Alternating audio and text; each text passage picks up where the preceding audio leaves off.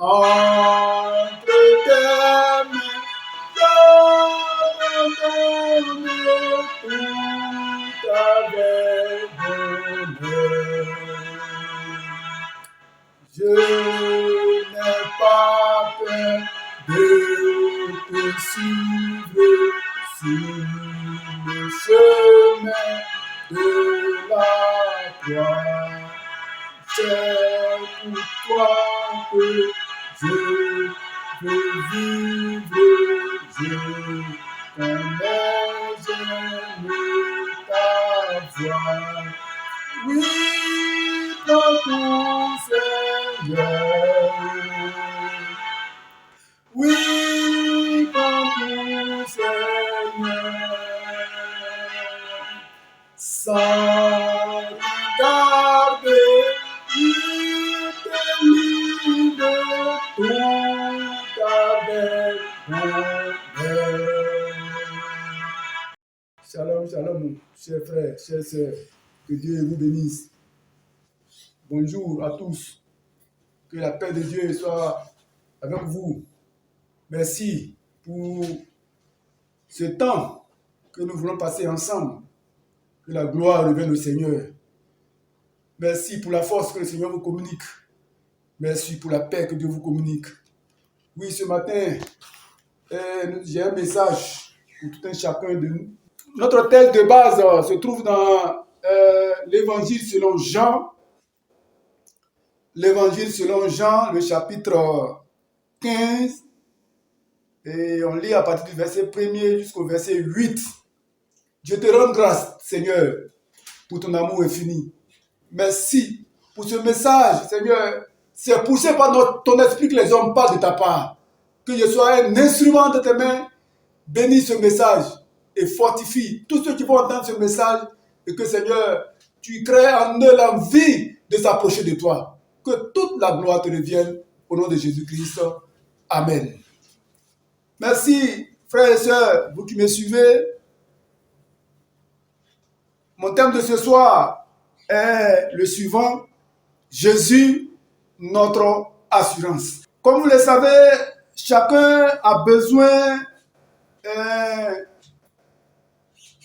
aujourd'hui ou désire aujourd'hui, chacun recherche une assurance dans tous les domaines de sa vie. Dans tous les domaines de la vie des humains, il y a des assurances.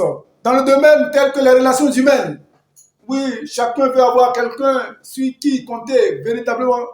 Dans le domaine des finances, dans le domaine de la sécurité de l'emploi, de la retraite, que sais-je encore, et même sur le plan spirituel, nous avons besoin d'assurance.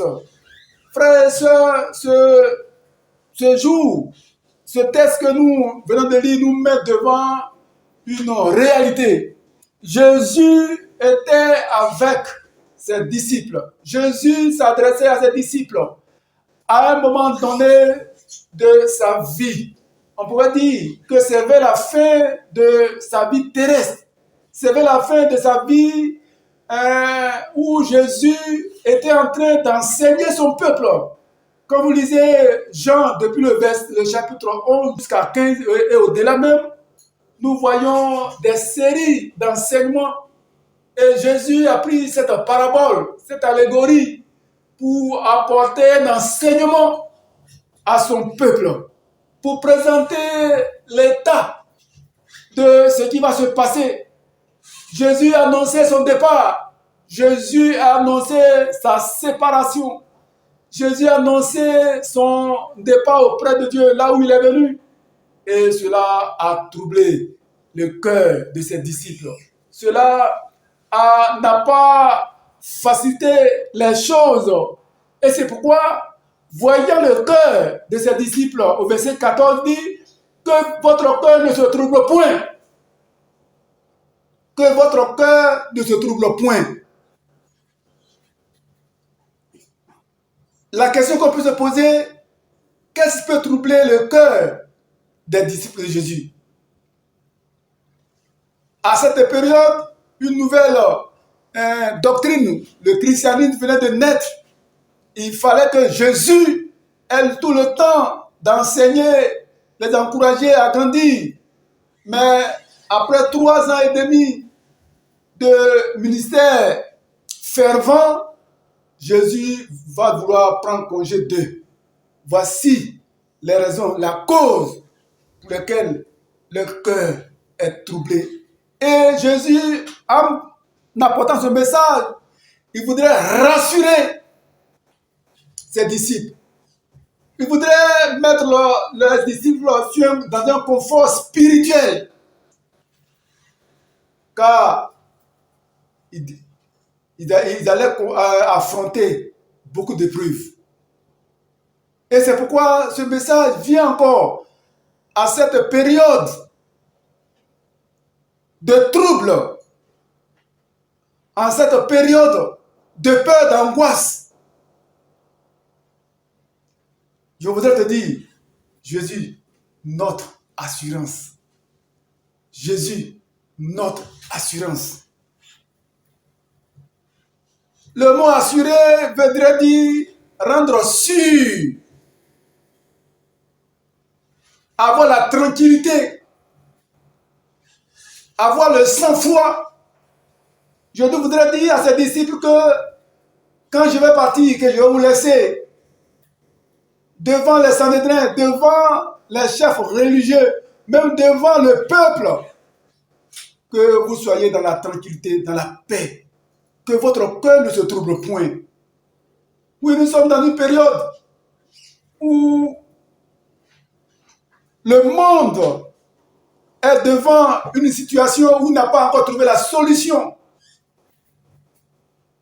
Le monde est devant un fait, je pourrais dire un fait mondial, où les chercheurs, les médecins,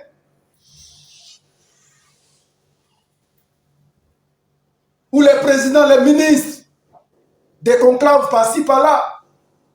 Mais la maladie, coronavirus que nous connaissons tous, cette pandémie n'a pas encore trouvé une solution. Et nos autorités nous ont encouragés par des mesures que vous connaissez. Ces mesures sont limitées. Et c'est pourquoi je voudrais que chacun s'approprie de la personne de Jésus. Car c'est en lui que nous avons la solution. Dans ce texte que nous avons lu, Jésus il se présente comme étant le sceptre et son père le vigneron. On peut le dire son père, le cultivateur ou le planteur qui va entretenir le sceptre. Et il appelle ses disciples comme des sarments, les branches. Frères et sœurs, il a dit que si les disciples sont attachés au sceptre, au tronc, ils vont demeurer, ils vont vivre. Mais s'ils sont loin, s'ils sont détachés du tronc, leur vie sera en péril. Oui, Jésus parle de deux catégories de sarments. Ceux qui sont stériles et ceux qui sont fertiles. Ceux qui sont stériles, qui ne peuvent plus se mouvoir aujourd'hui. Et ceux qui sont encore fertiles. Ceux qui, les gens, les sarments qui cessent de porter du fruit, représentent ceux qui n'ont plus de vie en eux. Ils n'ont plus de vie. Cette réalité allait se présenter aux disciples. Cette réalité allait se présenter aux disciples.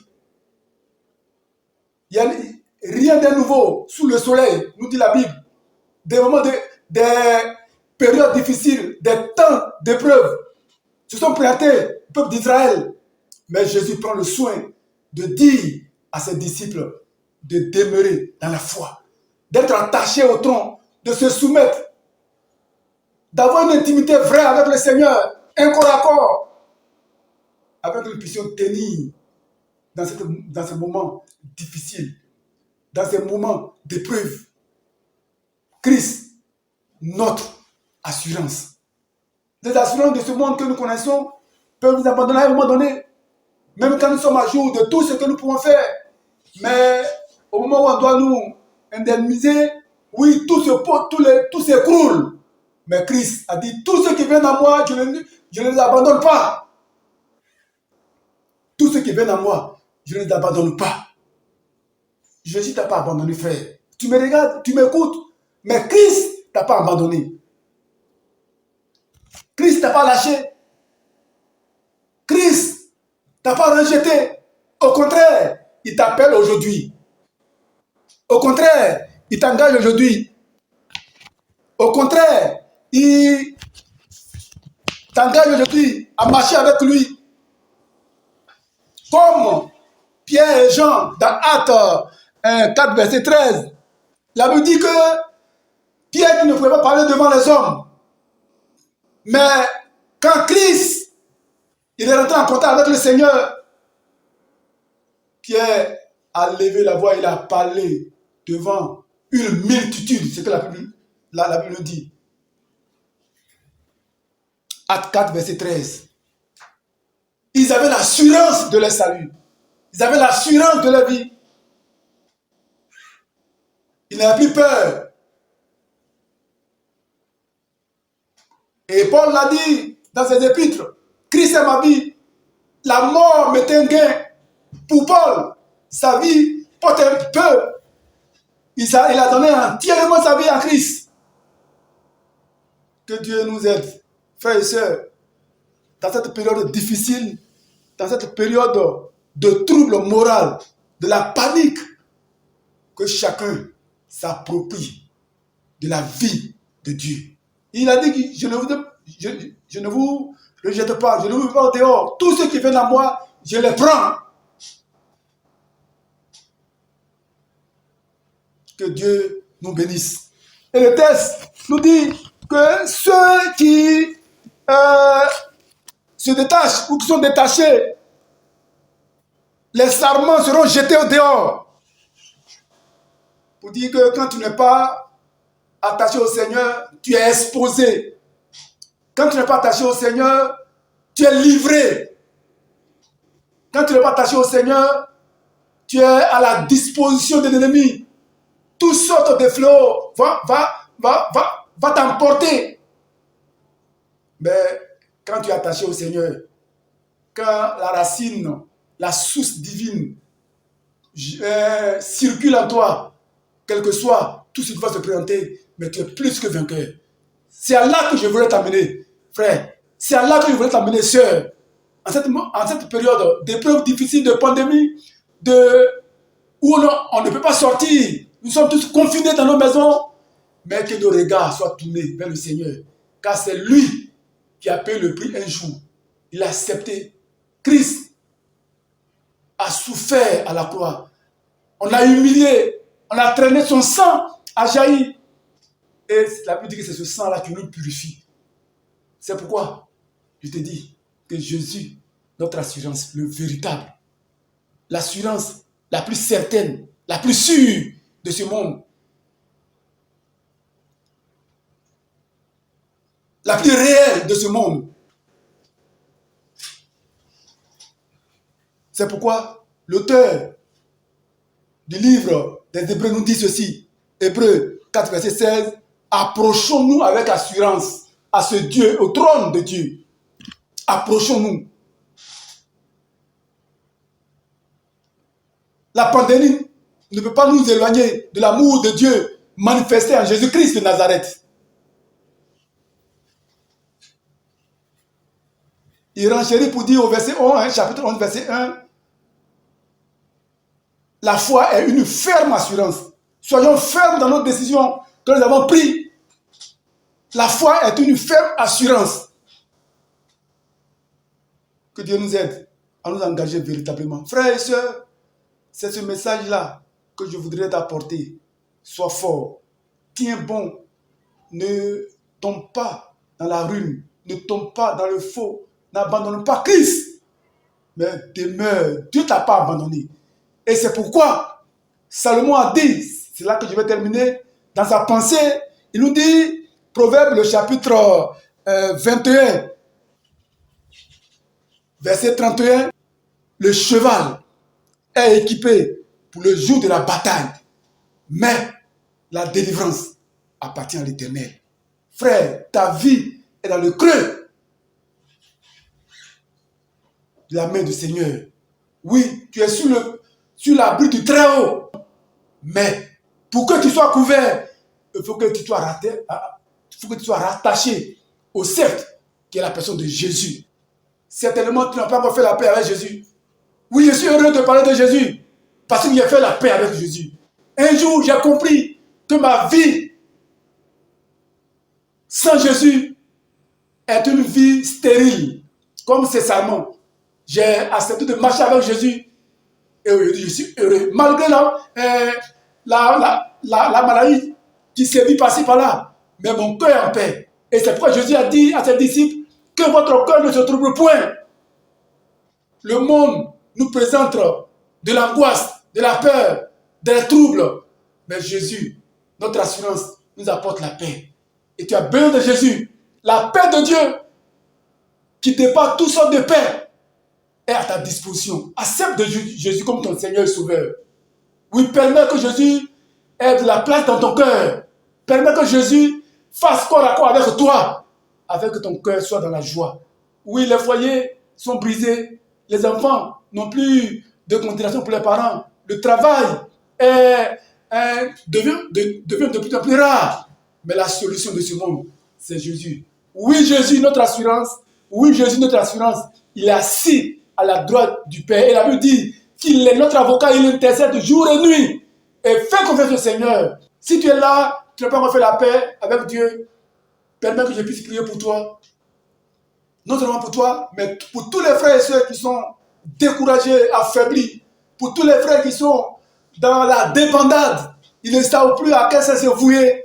Je vais prier pour ces deux groupes de personnes. D'abord, pour les frères et sœurs qui sont découragés, fatigués, qui ont la peur maintenant, qui ne peuvent même plus prier, qui ne peuvent même plus lever le regard vers le Seigneur. Ferme légèrement tes yeux pour que je puisse prier pour toi. Tendre Père, je voudrais te dire merci pour ce message, car c'est poussé par ton esprit que les hommes parlent de ta part. Merci pour les frères et sœurs qui ont écouté ce message. C'est tellement qu'ils n'ont pas compris, mais je te prie d'amplifier ce message dans leur cœur au nom de Jésus-Christ. Soutiens-les, notre Dieu. Fortifie notre Dieu.